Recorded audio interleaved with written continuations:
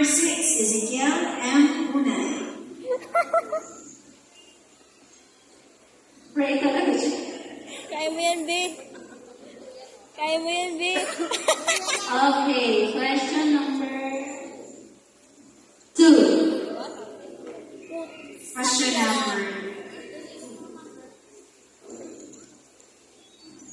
Question number 2. If you could change one thing about your life, what would it be and why? I were to change one thing about my life, I would change my habit of procrastination.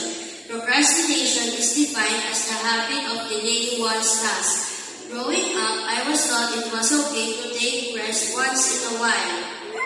But at the same time, we should know and learn our priorities in life as an individual. Boom!